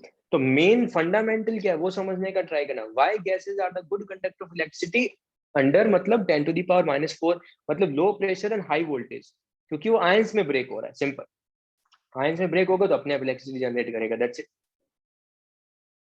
Clear बच्चे लोग? चलो देखो बच्चे, मैं एक चीज वही बता रहा हूँ, I know again one thing, these notes are mind, सब कुछ पुराने प्रीवियस नोट्स हैं। बट अगर बच्चों को जो लास्ट टाइम मैंने जो प्रॉब्लम फेस किया ना बच्चों को पढ़ाते थे, मैं पहले पूरा लिखवाता था, डिस्कवरी ऑफ सब एटॉमिक हेडिंग लिखवाया, फिर लिखा, उन्होंने लिखा, तो उसमें ये होता है कि it is very time consuming. फिर उनको एक्सप्लेन करो, फिर उनके डाउट्स लो, तो मतलब चैप्टर को फिनिश होने में बहुत टाइम लग रहा था। तो उसके लिए मैं क्या कर रहा हूँ कि तुम्हारा सिर्फ फोकस लर्निंग पे होना चाहिए, कि सर क्या समझा रहे हैं, और कमेंट सेक्शन, चैट सेक्शन पे होना चाहिए, सो दैट तुमको ये, अगर घर पे एक बार तुम नोट्स पढ़ो तो तुमको सब कुछ क्लियर हो जाना चाहिए कि हाँ मतलब ये मेरे को अब क्लियर हो गया है। तो लोग क्या करते हैं, लिखने में ही पूरा अपना टाइम इन्वेस्ट कर देते हैं, और कनेक्टिविटी इशू के कारण प्रॉब्लम ये भी होता है कि मैंने एक पॉइंट बोला, किसी का स्पीड फास्ट है, किसी का स्पीड स्लो है, तुम एक आगे पीछे भी छूट जाते हो। ऑफलाइन क्लास में क्या होता है, इसके बेनिफिट होते हैं, अगर तुम कभी भी कुछ, लेट्स से तुम्हारा स्पीड स्लो है, तो तुम अपने पास में जो भी तुम्हारे पास बैठा है उसके तुम नोट्स देख सकते हो। बट ऑनलाइन लेक्चर में ऐसा कुछ भी नहीं है। सो दैट्स व्हाई मैं तुमको हर बार इसी फॉर्मेट में पढ़ने के लिए बोल रहा हूँ, ठीक है? तो always remember that thing, main focus learning पे होना चाहिए, नोट्स मेकिंग पे नहीं। सारे नोट्स तुमको उसी, मतलब ये मान लो अगर तुम्हारा लेक्चर फिनिश हो रहा है 11:30, by 12 o'clock you will get the notes. मैं तुम्हारे जो भी ग्रुप्स रहेंगे, अभी तुम्हारा डाउट ग्रुप रहेगा एक, मैं ट्राई करूंगा कि मैं उसमें भी सेंड कर दूं। तो तुमको दो जगह से मिलेंगे, एक तो तुम्हारे पास जो नोट्स, जो तुम्हारा सेंटर का ग्रुप है वहां पर भी मिल जाएंगे, and I will always try कि जो तुम्हारा डाउट ग्रुप है वहां पर भी मैं नोट्स सेंड कर सकता हूँ, सो दैट तुमको बहुत जल्दी वो नोट्स मिल जाए, किसी दूसरे पे रिलाई ना करना पड़े। बट लर्निंग हमेशा ध्यान रखो। तो जूलियस प्रेकर और विलियम्स क्रूग ने क्या किया, डिस्चार्ज ट्यूब लिया, उसमें जो गैस लिया उसमें हाई वोल्टेज डिफरेंस क्रिएट किया, एंड उसमें गैस का लो प्रेशर किया। तो उन्होंने एक चीज नोटिस की, उन्होंने क्या किया, different type of rays notice की, ऑब्जर्व की, जो कैथोड से एनोड की तरफ ट्रेवल कर रही थी। थर्ड पॉइंट क्या है, they noticed that a type of rays called cathode rays emits from cathode to anode। ये उन्होंने ऑब्जर्वेशन किया, एंड जो ये रेज थी ना, this is the invisible rays. Sir invisible थी तो दिखी कैसे? तो उसके लिए उन्होंने क्या किया, उन्होंने जो एनोड की बैक सरफेस थी वहां पे these raise produce fluorescence when they fall on a certain substance like ZnS। ZnS मतलब जिंक सल्फाइड, जिंक सल्फाइड। ये पूरा एक्सपेरिमेंट बताने वाला हूँ, क्या क्या मेन यूज क्या क्या है वो सब कुछ। बट सबसे पहले उनके ऑब्जर्वेशंस क्या थे, they observe that there are certain rays, जो इनविजिबल रेज थी, they are moving from cathode to anode, ठीक है? एंड उसको कैसे ऑब्जर्व किया, जब भी ये रेज जो है अगर ZnS से स्ट्राइक करती है तो ग्लो करना स्टार्ट करती है। सर ZnS में ऐसी क्या प्रॉपर्टीज है, this is the property of ZnS, that अगर कभी कोई भी चार्ज पार्टिकल जिंक सल्फाइड से स्ट्राइक करता है तो वो ग्लो करना स्टार्ट कर देता है। whenever a charged particle strike to zinc sulfide, it start glowing। these particle are the beta rays और x rays। बताता हूँ क्या है, not beta rays x rays तो नहीं है, बट ये रेज क्यों क्रिएट हो रही है ये मैं तुमको अभी एक्सप्लेन कर दूंगा। तो अगर तुम किसी भी बुक में देखोगे ये 4 पॉइंट लिखे होंगे थोड़ा बहुत मॉडिफाई करके, बट ऐसा क्यों हो रहा है, वो रेज क्यों इमिट हो रही है, वो अभी अपन डिस्कस करेंगे। पर सबसे पहले डायग्राम को अंडरस्टैंड करने का ट्राई करते हैं कि क्या डायग्राम। उन्होंने हाई वोल्टेज अप्लाई करके रखा है और लो प्रेशर लेके रखा है। प्रेशर को लो करने के लिए उन्होंने क्या करके रखा है, एक वैक्यूम पंप लगा के रखा है। वैक्यूम पंप की हेल्प से तुम प्रेशर को क्या कर सकते हो, रिड्यूस कर सकते हो। यहाँ पर तुम्हारे पास क्या है, इनसाइड बहुत सारे गैस है जैसे ही, और साथ ही साथ उन्होंने यहाँ पर क्या करके रखी, कोटिंग करके रखी है ZnS की। यहाँ पर इन्होंने क्या किया है, coating of zinc sulphide anode की बैक सरफेस पे। तो हुआ क्या कि जब उन्होंने इतना प्रेशर लिया और इतना वोल्टेज लिया, दे ऑब्जर्व दैट यहाँ पर जो ये वाला पार्ट है यहाँ पर वो ग्लो करना स्टार्ट कर दी। क्योंकि रेज दिख तो नहीं रही है अपने को, बट एनोड की बैक सरफेस पे कुछ तो ग्लोइंग हो रहा था, ग्लो होना स्टार्ट हुआ। और वो ग्लो कैसा था, ग्रीनिश फ्लोरोसेंस। फ्लोरोसेंस का मतलब ग्लो। तो उन्होंने क्या ऑब्जर्व क्या किया क्या फर्स्ट थिंग, कुछ तो रेज निकल रही है कैथोड से एनोड की तरफ, वो इनविजिबल है, हमको विजिबल नहीं है। सर विजिबल कैसे हुई फर, मतलब हमको कैसे पता चला कि कैथोड से एनोड ही ट्रेवल कर रही है? तो उन्होंने क्या किया, एक जिंक सल्फाइड का कोटिंग करके रखा था इनसाइड सरफेस पे। और जिंक सल्फाइड क्या करता है, whenever a charge particle strike to that surface they start glowing. तो उसकी बैक सरफेस पे पूरा का पूरा ग्लो हो रहा था।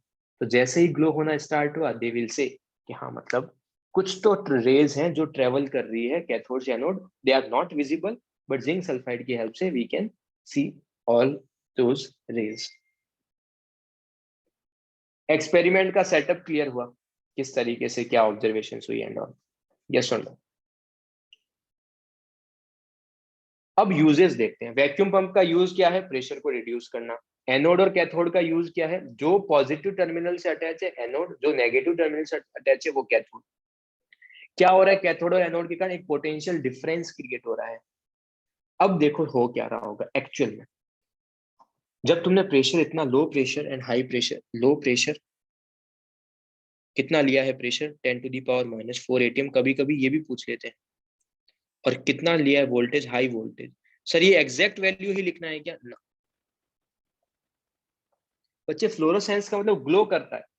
तुमने ऐसे देखा है, देयर सर्टेन टी शर्ट्स ऐसे आते हैं, जब अगर तुम नाइट के अंदर पहनते हो तो वो ग्लो करना स्टार्ट कर देते हैं ग्रीनिश टाइप में।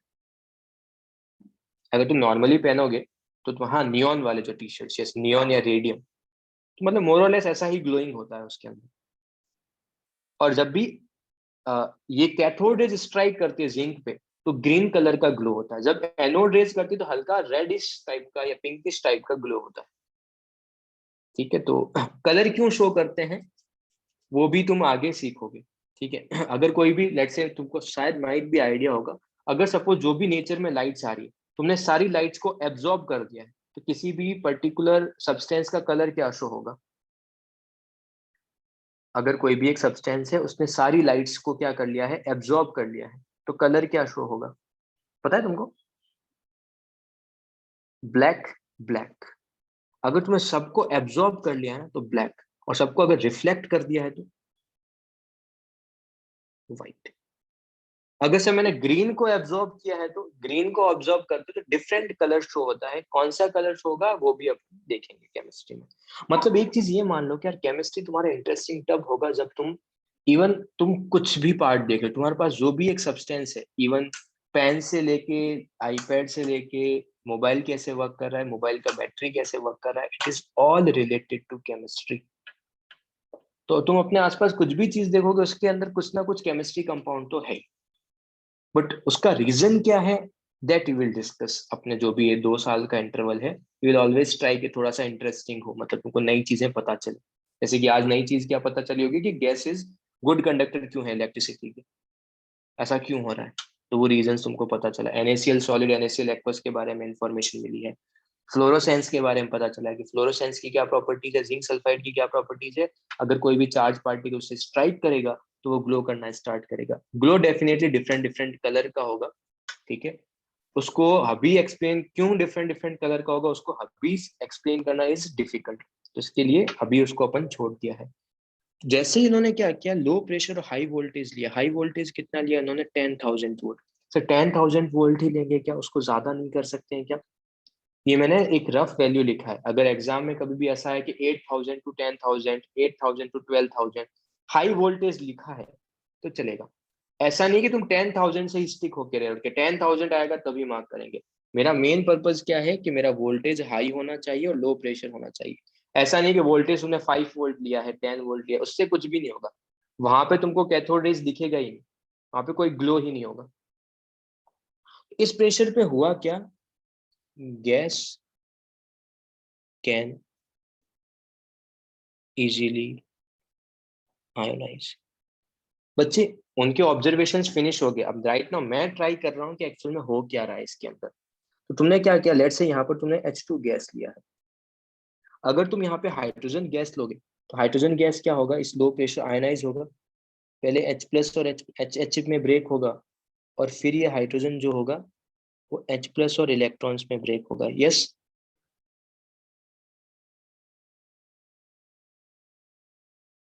ठीक है। अब तुम एक चीज लॉजिकली सोचो, तुम्हारे पास फ्री इलेक्ट्रॉन्स है। अब ये जो फ्री इलेक्ट्रॉन्स है,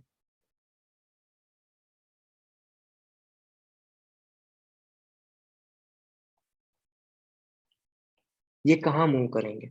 नेगेटिव चार्ज है इनके ऊपर, एनोड की तरफ मूव करेंगे, कैथोड की तरफ मूव करेंगे? फ्री इलेक्ट्रॉन से ये कहाँ पे मूव करेंगे? नेगेटिव चार्ज है तो ये कहाँ मूव करेंगे? एनोड की तरफ। बच्चे कैथोड कैसे करेगा? इलेक्ट्रॉन पे नेगेटिव चार्ज है, नेगेटिव कहाँ पे अट्रैक्ट करेगा? नेगेटिव जहाँ पे पॉजिटिव है वहां अट्रैक्ट करेगा, कि एनोड की तरफ अट्रैक्ट करेगा। तो अब एक स्टेटमेंट क्या है? Cathode rays is nothing but they consist of electrons. जब भी पोटेंशियल डिफरेंस क्रिएट हो रहा है तो गैसेस क्या हो रही है? ब्रेक हो रही है। जैसे ही गैसेस ब्रेक होगी आयंस बनेंगे, और जैसे ही आयंस बने तो इलेक्ट्रॉन कहाँ मूव करेगा? इलेक्ट्रॉन मूव करेगा एनोड की तरफ, क्योंकि एनोड पे पॉजिटिव चार्ज है। Sir cathode rays are just electrons? Yes, cathode rays are nothing but they consist of electrons. तो this is the new thing. तुमने 10th में जो पढ़ा है ना, वो तुमने पढ़ा है कि हाँ ठीक है, सेटअप पढ़ लिया, ठीक है, ऑब्जर्वेशन पढ़ लिया, बस। बट क्यों क्रिएट हो रही है? क्यों ऐसा हो रहा है? लो प्रेशर हाई वोल्टेज से क्या ऐसा डिफरेंस क्रिएट हो रहा है कि जहां से ऑब्जर्वेशन हो रहा है? This is the new thing you are right now learning. Distance between cathode anode must be the greater. ठीक है, मतलब डिस्टेंस कितना होगा, कितना ज्यादा होगा, बहुत मतलब इतना ज्यादा डिफरेंस नहीं होता, बट स्टिल स्पेसिफाई, मतलब ठीक है, अगर ज्यादा डिस्टेंस होगा थोड़ा टाइम ज्यादा लगेगा, बट फ्लोरोसेंस तो वहां पर भी होगा। सर टाइम वाइम कैलकुलेट कर सकते हैं क्या? करोगे, बट ये फिजिक्स का पार्ट है, ये अपना पार्ट नहीं है। अपन टाइम वाइम नहीं कैलकुलेट करेंगे, अपने को सिर्फ ऑब्जर्वेशन से फर्क पड़ता है। तो हुआ क्या, मैं तुमको जस्ट बता रहा हूँ कि cathode rays are nothing but they are electrons. But ये जूलियस प्लकर और विलियम्स क्रूक ने नहीं बताया था। उन्होंने ये बताया कि इतने वोल्टेज पे अगर करोगे तो तुम्हारे पास क्या होगा? तुमको कुछ रेज मिलेगी। उन रेज को नाम क्या दिया? Cathode rays. फिर आए जे जे थॉम्सन।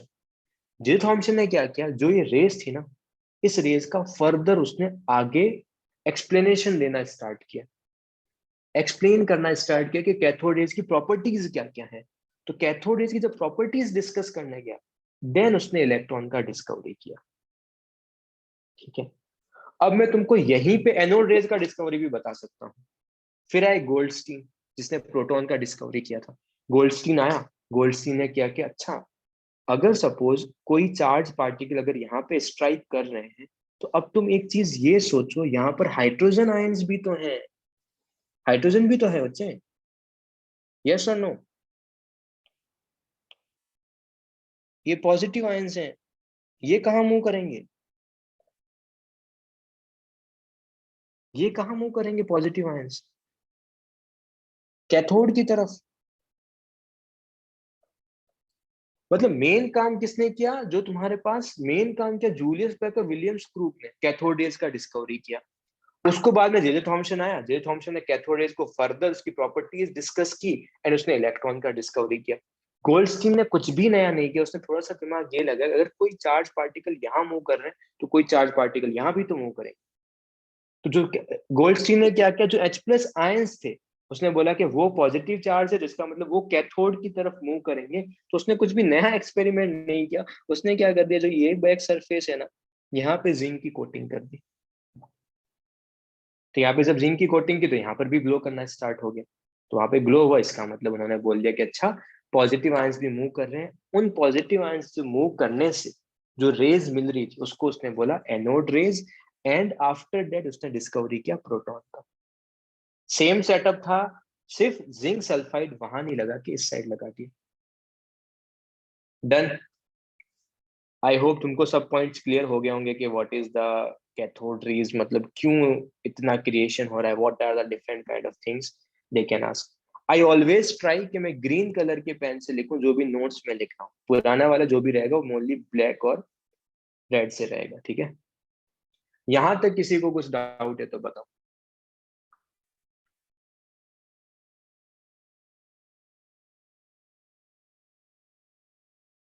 चल, नाउ अब बात करते हैं जे जे थॉम्सन की। जे थॉम्सन आया, उसने सेम एक्सपेरिमेंट किया, एंड प्रॉपर्टीज डिस्कस्ड की। फर्स्ट क्या था, J Thomson carried out the same experiment and notice that cathode rays travel from cathode and move towards anode with a high speed ranging from 10 to the power 5 to 10 to the power 7 meter per second.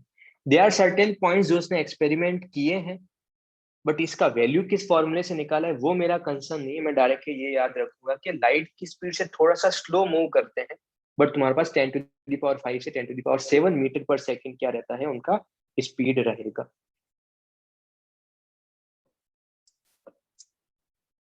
Done. अब एक observation देखते हैं, तो उसने सबसे पहले जो observations थी वो तुम्हारे पास देखते हैं कि उसने क्या क्या चीजें ऑब्जर्व की।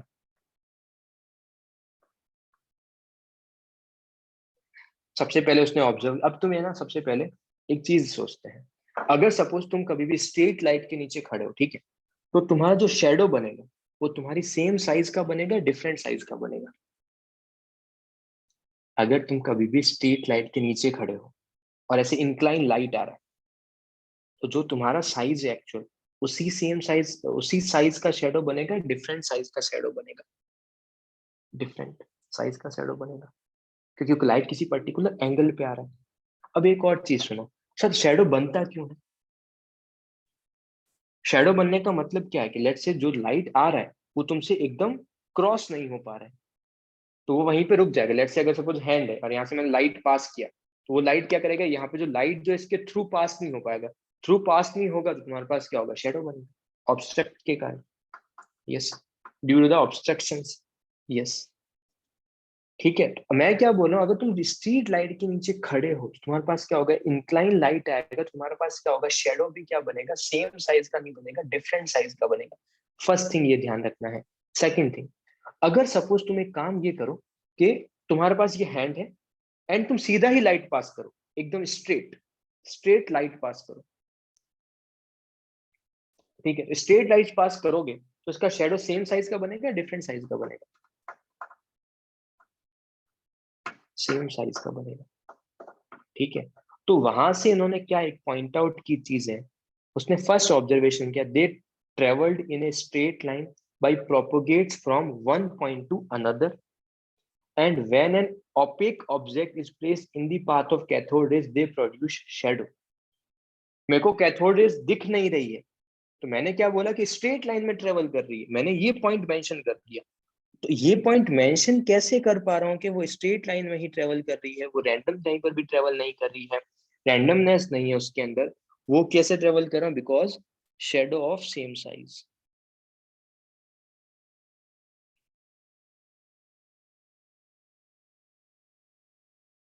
सर इंक्लाइन क्यों नहीं, स्ट्रेट लाइन तो समझ में आता है, बट इंक्लाइन क्यों नहीं हुआ, क्योंकि जिस, अगर इसका जो साइज था एग्जैक्ट वैसा ही शेडो बना। मैंने एक डायग्राम भी साइड में अटैच करके रखा है, लेट्स सी दिस डायग्राम। तो अगर सपोज पहले ये मैंने क्या लिख के रखा है, ये मैंने ऑब्जेक्ट लिया है, ये तुमने क्या करके रखा है, ऑब्जेक्ट लिया है, ठीक है। अगर तुमने ये ऑब्जेक्ट नहीं लिया होता, लेट्स से अगर सपोज तुमने ये ऑब्जेक्ट नहीं लिया होता, तो तुमको क्या होता, ये पूरा का पूरा ग्रीन दिखता, ये यहाँ पे जितना भी है वो सारा ग्रीन दिखता, सारी की सारी कैथोड रेज आई। बट जैसे ही तुमने क्या किया, जो कैथोड रेज ऑब्टेन हो रही थी उसको जैसे ही तुमने एक ऑब्जेक्ट प्लेस किया, क्योंकि दिख तो नहीं रही है अपने पास क्या, जो यहाँ से कैथोड रेज मिल रही है, दे आर द इनविजिबल।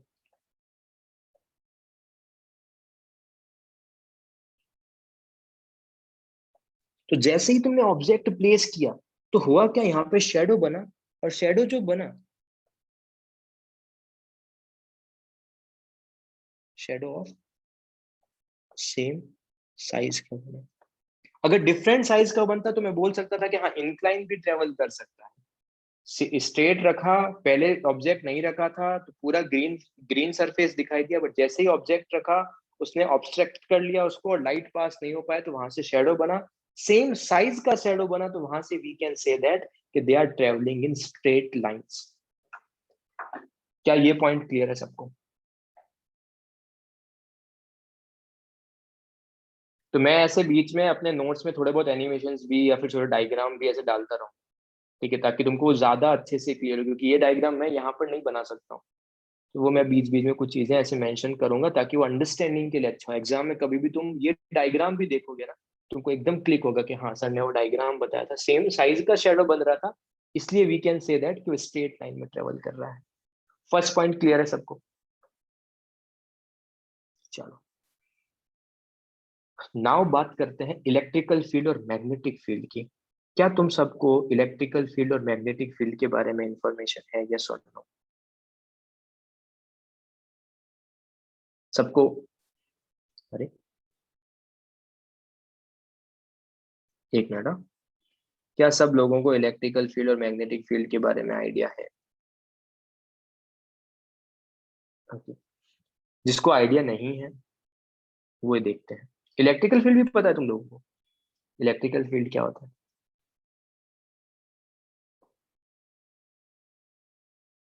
किसी ने नो लिखा है क्या बेटा? यस, लिटिल बिट, ठीक है, ऑलमोस्ट सबको पता है, ठीक है। चलो फिर भी मैं तुमको एक ब्रीफ इंट्रोडक्शन देता हूँ कि लेट्स से अगर सपोज तुम्हारे पास एक मैग्नेट है, ठीक है। अगर मैग्नेट है तो इसका एक नॉर्थ पोल होगा, एक साउथ पोल होगा। ये लेट्स से एक मैग्नेट है, इसका ये नॉर्थ पोल और ये साउथ पोल, और यहाँ पर एक और मैग्नेट है, इसका ये नॉर्थ पोल और ये साउथ पोल। तो जो भी तुम्हारे पास ये है थंब, ये नॉर्थ पोल है, और ये जो ये है ये साउथ पोल है। तो अगर सपोज तुमने इसको ऐसे रखा है तो अट्रैक्ट करेंगे, रिपेल करेंगे? दोनों के नॉर्थ नॉर्थ को, थंब क्या है नॉर्थ, ये क्या है जो फिंगर है फर्स्ट फिंगर वो तुम्हारे पास क्या है साउथ। तो अगर तुमने इसको ऐसे रखा तो रिपेल करेंगे, रिपल्शन होगा। अगर तुमने इसको ऐसे रखा तो अट्रैक्ट करेंगे। अच्छा, बट क्या हमेशा ऐसा ही होगा कि लेट्स से, बट अगर सपोज एक मैग्नेट मैंने यहाँ रखा और एक मैग्नेट इतनी ज्यादा डिस्टेंस पे रखा, डिस्टेंस बढ़ा दिया, क्या वो अभी भी अट्रैक्ट और रिपेल करेंगे क्या? नो।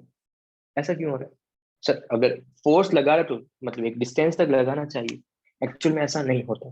तो तुम अगर एक मैग्नेट रखते हो कहीं पे, तो अपने चारों तरफ एक मैग्नेटिक फील्ड क्रिएट करता है। अगेन रिपीट कर रहा हूँ क्या पार्ट है। अगर तुमने कभी भी मैग्नेट रखा तो अपने चारों तरफ एक मैग्नेटिक फील्ड क्रिएट करेगा। एंड अगर उस मैग्नेटिक फील्ड में किसी भी चार्ज को लेके आओगे या फिर किसी भी मैग्नेट और डिफरेंट मैग्नेट को लेके आओगे उसी मैग्नेटिक फील्ड में, तब वो उसको या तो अट्रैक्ट करेगा या फिर रिपेल करेगा। सो मैग्नेटिक फील्ड मतलब बहुत डिस्टेंस तक होगा, इट विल डिपेंड कि उसकी इंटेंसिटी कितनी है, तुमने मैग्नेट किस तरीके से फॉर्म किया, उसके बेसिस पे डिसाइड होगा वो। अगर जितना ज्यादा लार्ज मैग्नेट होगा तो उसकी टेंडेंसी भी अट्रैक्ट और रिपेल करने की ज्यादा होगी, उसका मैग्नेटिक फील्ड भी ज्यादा होगा। जितना कम छोटा स्मॉल साइज का मैग्नेट लोगे तो उसका जो मैग्नेटिक फील्ड भी होगा वो उसकी विसिनिटी भी कम होगी और उसका जो स्ट्रेंथ होगा वो भी कम होगा। ऐसा थोड़ा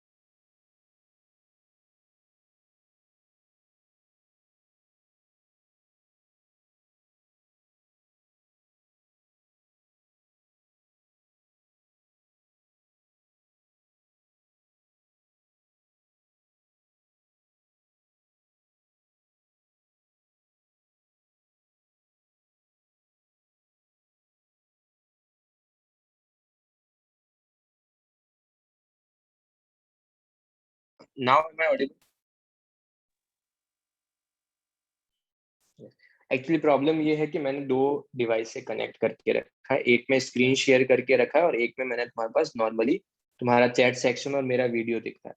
तो समटाइम ऐसा हो सकता है कि जो स्क्रीन शेयरिंग है और मैं शायद माइट भी ऑडिबल ना हो और स्क्रीन शेयरिंग फ्रोज हो जाए, तो जस्ट एक दो लोग मैसेज कर दो तो I will just get to know कि हाँ मतलब ऐसा कुछ हुआ है। ठीक है, तो मैं फिर से कनेक्ट कर दूंगा। ये प्रॉब्लम जनरली होता है क्लास में एक बार कभी तो। आई डोंट नो उसका क्या रीजन है, कभी कभी नहीं होता बट कभी कभी हर क्लास में वो प्रॉब्लम फेस करता हूँ मैं। ठीक है, वापिस, हाँ, लास्ट स्टेटमेंट क्या था मैं फिर से रिपीट कर देता हूँ। अगर सपोज एक मैग्नेट है तो अपने चारों तरफ, अगर कोई एक मैग्नेट है तो अपने चारों तरफ एक मैग्नेटिक फील्ड जनरेट करेगा। मैग्नेटिक फील्ड के कारण, नाउ मैं ऑडिबल ना, तो क्या करेगा, अपने चारों तरफ एक मैग्नेटिक फील्ड क्रिएट करेगा। अगर उस मैग्नेटिक फील्ड की विसिनिटी में किसी भी मैग्नेट को लेके आओगे तो वो या तो अट्रैक्शन होगा या फिर रिपल्शन होगा। ठीक है, ऐसा नहीं कि किसी भी डिस्टेंस पे रख दोगे अट्रैक्शन रिपल्शन होगा, नो, मैग्नेटिक फील्ड जनरेट होता है। वैसे ही इलेक्ट्रिकल फील्ड भी होता है। इलेक्ट्रिकल फील्ड का सिंपल मीनिंग क्या है उसको मैं इस तरीके से एक्सप्लेन कर सकता हूँ कि लेट्स से तुम्हारे पास एक चार्ज पार्टिकल है, ये एक क्यू चार्ज पार्टिकल जिसके ऊपर प्लस क्यू चार्ज है, ठीक है, और तुमने यहाँ से एक R1 डिस्टेंस पे एक Q1 चार्ज लेके रखा है। R1 डिस्टेंस पे एक पॉजिटिव, एक बार नेगेटिव चार्ज लिया है Q1, और साथ ही साथ तुमने एक R2 डिस्टेंस पे, R2 डेफिनेटली R1 से ज्यादा है, एक और नेगेटिव चार्ज लेके रखा है, Q2 लेके रखा है, और एक इनफाइनाइट डिस्टेंस पे, बहुत ज्यादा डिस्टेंस पे, इनफाइनाइट मतलब अगर चार्ज पार्टिकल यहाँ है और मैं डिस्टेंस की बात कर रहा हूँ जो तुम्हारे घर साइड पे जो डिस्टेंस है वहां पे, उस डिस्टेंस पे एक और चार्ज पार्टिकल रख के रखा है जिसपे नेगेटिव चार्ज है क्या, Q3। तो तुम एक चीज ये बताओ, Q3 पे कितना अट्रैक्शन लगेगा, जो Q है Q3 पे कितना अट्रैक्शन लगेगा। अगर इनफाइनाइट डिस्टेंस है तो नो अट्रैक्शन, और जो अट्रैक्शन फोर्स होगा क्या वो Q1 पे भी लगेगा, क्या वो Q1 पे लगेगा, यस, और Q2 पे, यस, किस पे ज्यादा लगेगा Q1 एंड Q2 में से,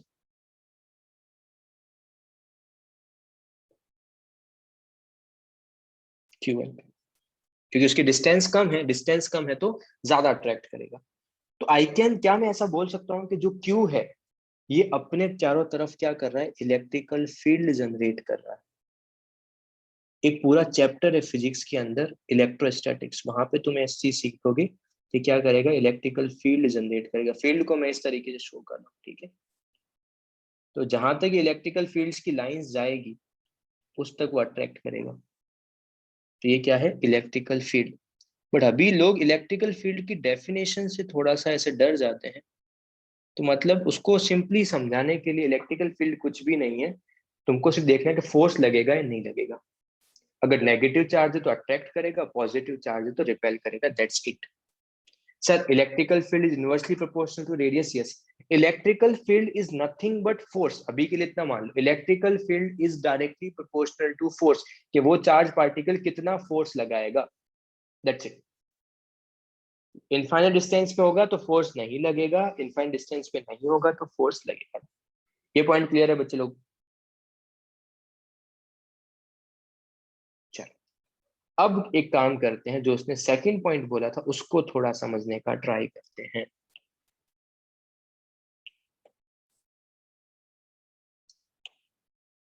तो ये तुम्हारे पास सेकंड पॉइंट। अब तुमने क्या किया, तुमने एक, जो कैथोड रेज तुमको ऑब्टेन हो रही थी वो तुम्हारे पास इनविजिबल थी, तो पहले तुमने कोई भी इलेक्ट्रिकल फील्ड नहीं लगाया। एक और चीज ध्यान रखना, यहाँ पे जो स्ट्रेट लाइन में ट्रेवल करते हैं वो क्या होता है, absence of electrical field and magnetic field. अगर इलेक्ट्रिकल और फील्ड और मैग्नेटिक फील्ड नहीं होना चाहिए तभी स्ट्रेट लाइन में जाएगी, अगर वो लगा दिया तो फिर वो डिफ्लेक्ट होना स्टार्ट हो जाएगी। तो वो पॉइंट ध्यान रखना, ठीक है। लेट्स से मैंने टेस्ट ट्यूब आधा ही बनाया, जो डिस्चार्ज ट्यूब था वो मैंने हाफ ही बनाया है, और लेट्स अज्यूम कि यहाँ से तुमको क्या हो रही है, ये कैथोड रेज आ रही थी और अभी तुमने इलेक्ट्रिकल फील्ड नहीं लगा के रखा है। क्या किया है, नो इलेक्ट्रिकल फील्ड। फोन हातात मी पडतो का? किसी का माइक ऑन है बच्चे, या तुम्हारे पास कोई भी इलेक्ट्रिकल फील्ड नहीं है, तो कैथोड रेज, और तुमने यहाँ पर क्या लगा के रखा है, जिंक सल्फाइड लगा के रखा है। तुमने एक्चुअली पूरे जो डिस्चार्ज ट्यूब है उसकी एक साइड पे जिंक सल्फाइड लगा के रखा है। तो जैसे जिंक सल्फाइड लगेगा तो तुम्हारे पास यहाँ पे ग्लो किया, नो इलेक्ट्रिकल फील्ड में। अब तुमने क्या कर दिया, इलेक्ट्रिकल फील्ड लगा दिया। मैं अभी तुमको एक्सप्लेन कर चुका हूँ, electrical field is nothing but बहुत सारे पॉजिटिव चार्ज, बहुत सारे पॉजिटिव चार्ज। अगर बहुत सारे पॉजिटिव चार्ज होंगे तो हुआ क्या, जब भी कैथोड रेज को इलेक्ट, ये मैंने क्या किया है, पॉजिटिव इलेक्ट्रिकल फील्ड अप्लाई किया, तो जब कैथोड रेज इससे पास हुई ना, कैथोड रेज ऑब्टेन्ड हुई एक्सपेरिमेंट से, उसको यहाँ से पास करवाया, तो हुआ क्या, ये कैथोड रेज डिफ्लेक्ट हो गई। इस बार शेडो जो था वो वहां पर नहीं बन के शेडो इस बार यहाँ पर बना। शेडो बोल दो या फिर ग्लो, फ्लोरोसेंस जो था वो ग्लो यहाँ पर हुआ। सॉरी, जेडेंस में मैं भी तुमको बता रहा हूँ, जेडेंस तुमने कहाँ पे लगा के रखा है, उसकी इनर सरफेस पे लगा के रखा है। जहां पर भी स्ट्राइक करेंगे ग्लो करेंगे। तो पहले ग्लो कहाँ हुआ था, इलेक्ट्रिकल फील्ड नहीं था तो यहाँ पर ग्लो हुआ था। बाद में ग्लो कहाँ हुआ, उस पे नहीं होके थोड़ा सा ऊपर की तरफ ग्लो हुआ। इसका मतलब क्या, कैथोड रेज डिफ्लेक्ट हो रही है इलेक्ट्रिकल फील्ड की प्रेजेंस में, यस और यस। क्या कर रही है वो, कैथोड रेज को अट्रैक्ट कर रही है, रिपेल कर रही है, अट्रैक्ट कर रही है। तो कैथोड रेज पे चार्ज क्या होगा, पॉजिटिव चार्ज होगा या नेगेटिव चार्ज होगा। अगर पॉजिटिव इलेक्ट्रिकल फील्ड लगाया है और वो उसको अट्रैक्ट कर रहा है, अपनी तरफ डिफ्लेक्ट करवा रहा है, इसका मतलब उसके ऊपर नेगेटिव चार्ज होगा, दैट्स इट।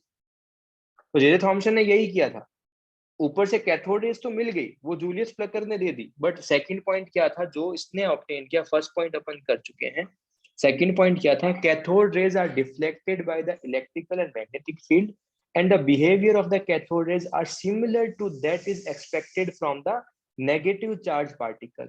जो डिफ्लेक्शन की डायरेक्शन से ही will get to know that कि इलेक्ट्रॉन्स जो है वो पॉजिटिव की तरफ अट्रैक्ट हो रहे हैं।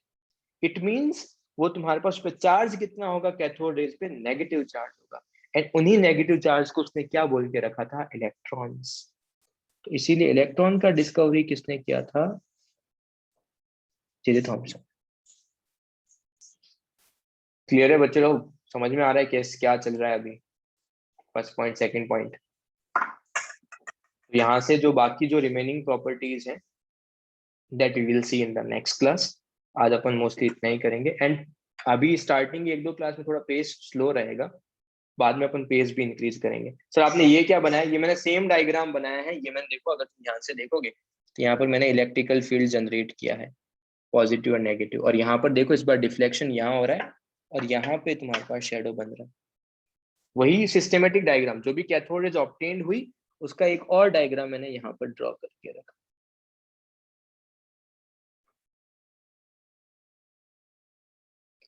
क्यों अभिजीत, क्या हुआ, रिकॉर्डिंग फिर से देखना पड़ेगा, मतलब क्या हो गया, बहुत समझ में नहीं आया तेरे को।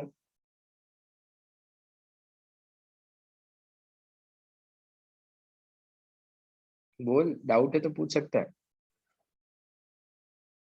हाँ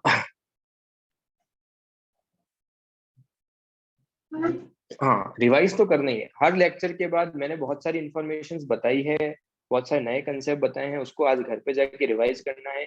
इसका इस पीडीएफ में आएगा तुम्हारे पास, फाइल देख लो।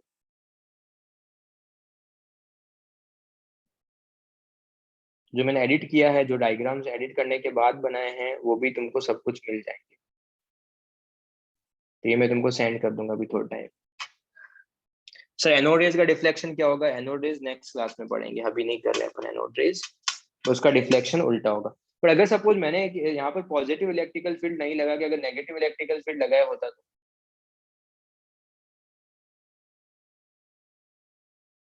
तो वो रिपेल करते, रिफ्लेक्शन उल्टी डायरेक्शन में होता। ठीक है, class is finished and if you have any doubts you can ask. तो अपना आप माइक ऑन कर सकते हो, डोंट वरी।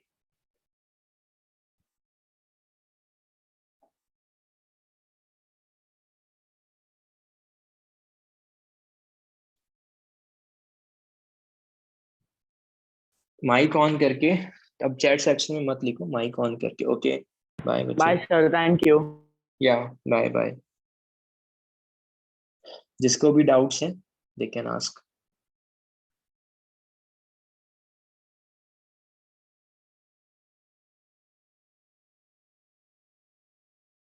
किसी को डाउट नहीं है? Should I and the meeting? Excuse me, sir. Hello. Yes, sir. Sir हमें हाँ ये क्या? नोट्स है ना, लिखना नहीं है ना, बस सेव करके रखना और उसको पढ़ना है। यस, और इफ यू वांट कि तुमको नोट्स लिखने हैं तो लिख लो, शॉर्ट नोट्स बना लो, साइमल्टेनियसली शॉर्ट नोट्स बना लो। 2-3 लेक्चर होने दो, after that I will let you know कि तुमको शॉर्ट नोट्स में क्या क्या लिखना है, ठीक है? ओके सर, बट थैंक अभी यू, इसको बाय। कंप्लीटली रिवाइज करो। Yes okay bye. Okay. Akshat क्या डाउट है बोलो, अपना माइक ऑन करो और बताओ क्या डाउट है। तो माइक ऑन कर सकता है अक्षर? Is it possible?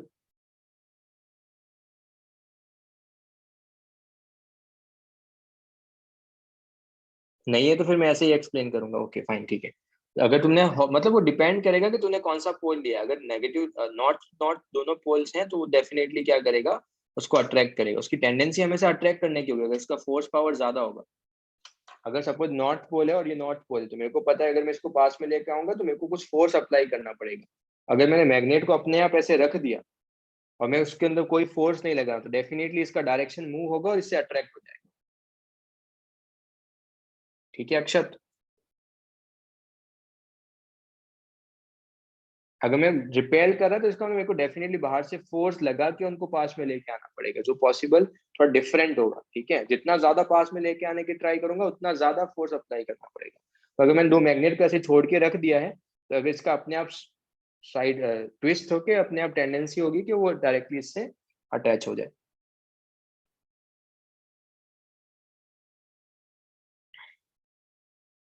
Done? Yes मानस बोलो क्या डाउट है? The हाँ positive electric field is replaced by electrons. So a negative electric field, the cathode rays will तेरा वॉइस कट रहा है मुझे, क्या बोल रहा है? हाँ sir, if positive electric field is replaced by negative electric field, so the cathode rays will repel. हाँ So कैथोड रेज भी रिपेल करेगा। so the cathode rays can move towards the anode, sir. Then नहीं मतलब electric वहां से obtain होने के बाद इलेक्ट्रिकल फील्ड लगा रहा हूँ बच्चे। मिल कैथोड रेज ही रही है बट तुमने एक्सटर्नल बाहर से इलेक्ट्रिकल फील्ड लगाया। okay, sir. ओके